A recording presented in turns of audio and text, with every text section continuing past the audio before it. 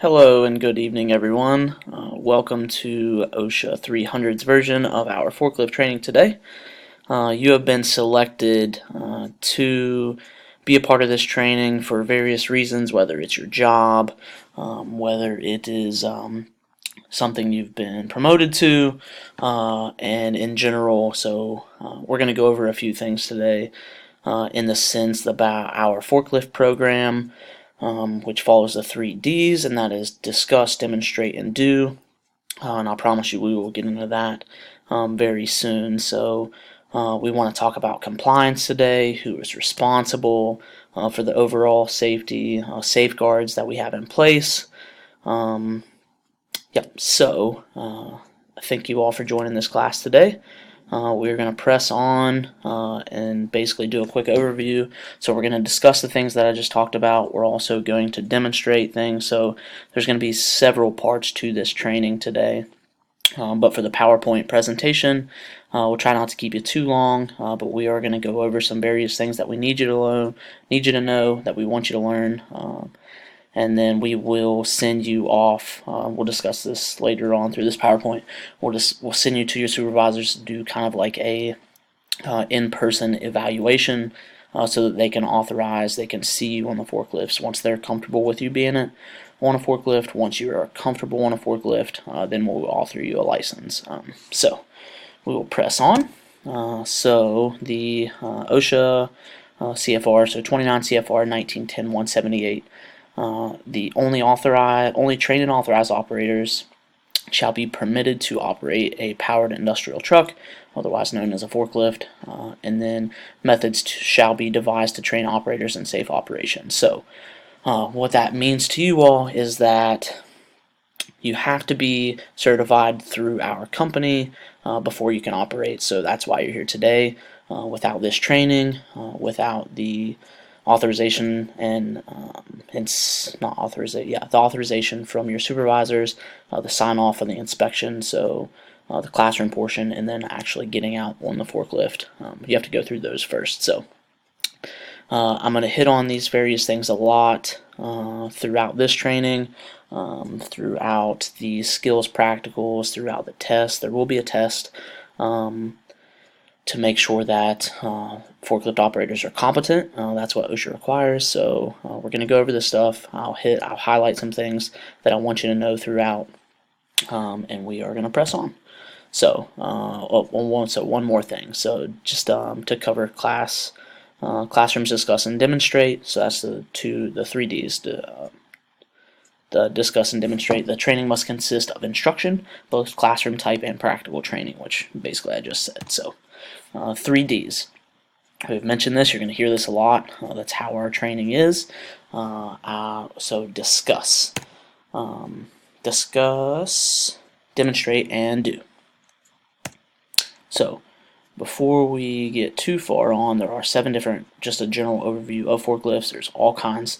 We're only going to train on class 2 and 4 within our facility, so that's what you're going to have hands-on training with. But the 7, our electric motor narrow aisle, and that's what we have because of our racking system, and then internal combustion engine with cushion tires. They're a little bit heavier set, and we'll show you what they are good for. The capacity for those is going to be around 5,000. So here's just class 1, here's class 2. This is what we have, basically reach trucks to reach on top or to push into further racks. We're going to train you on these.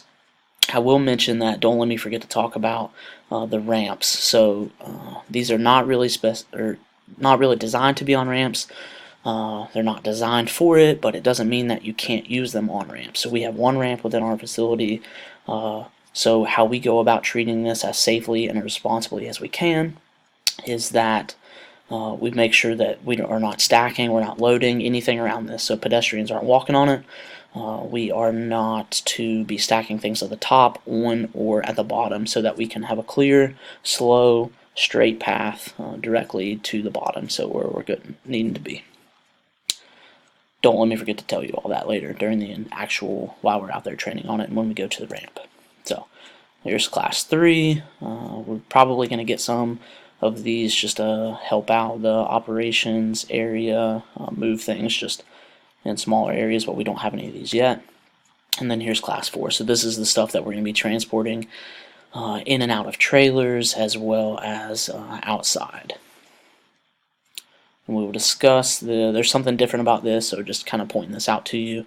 You look at this, and the first thing you kind of look at is the tank on the back. So we're going to talk about replacing those and what to look for during our inspections. And then here's just a heavier set of that version. So in the years since the standard has changed, what has happened? So the fatalities were crazy high. Obviously, we have so many forklifts in our facility. We want to make sure that we are operating them as safely as possible. Safety isn't new, but it's trending up. It's not going away. Safety is here to stay. And as we learn, as our continuous improvement gets better, we will learn how to monitor forklifts, how to successfully train people to operate them in a safer mentality, basically. So, but awareness is key. Awareness to training is key, and the importance of employees working on or around to know the guidelines is important. There's a lot of forklifts in our facility, like I said earlier, so it's important for a general understanding. Even if you're not operating a forklift, know the hazards around the forklift. They're in your work area. Know the procedures and the general practices that your forklift operators that they abide by, basically, so that you know why they're doing the things that they do. So OSHA's 10 most frequently cited standards. You have, if you go down to number 6, is powered industrial trucks, so that's forklifts. And the OSHA Federal Standard citations, let's talk about basically these top 3. So you have training violations, tons of those. So we have to make sure that we're training properly and that we're constantly learning from our training. So continuous improvement, continuous improvement, continuous improvement. Make sure this is constant. Learn from your mistakes. Take this training that we give you with a grain of salt and understand why we're giving it to you. So why is big to me. I don't want to just enforce things on people without you kind of understanding why we do it. And also not removing unsafe unit from service. We're going to go over a work order system here shortly that will pass around. It's going to be an attachment. And so also the daily inspection. Daily inspections are huge. You have to inspect your forklift before every shift. If we're working around the clock, if you have 2 shifts, check it before your shift. It's going to save you, it's going to help you, and I will show you how later on. So, the fatalities for forklifts: struck by fallen load, tip over, and struck by vehicle. The top 3 things here could potentially be stopped or prevented from reducing speed, being aware from your surroundings. So always, when you're loading something, when there's something really high, don't let people walk by. Don't push something over that you can't see. Just because you're in one aisle doesn't mean somebody's not in another aisle on a forklift pushing something over. We don't travel through our facility with elevated loads. That's going to prevent a tip over, speed, that kind of thing, and also being struck by a vehicle. So we discussed earlier that it is that we have so many forklifts within our area. We want to make sure that ultimately it is your responsibility. You're the driver. It is your responsibility, but we also want people to be aware because we have so many forklifts. We want them to be aware that you're going to be around working, as well as some of the things that you're going to be doing in the daily operations. We want them to know that you're there. So always use your horns when you're around people. Let people know you're there. If you're walking by a forklift, it could be as easy as saying, "Hey Joe, I'm right behind you." It's going to be your foot that they run over, so be aware of that. Talking about Load Center, we're going to have a video here shortly to talk a little bit more in depth about Load Center. It's from OSHA Safety Professionals, basically talking about the center of gravities and loads.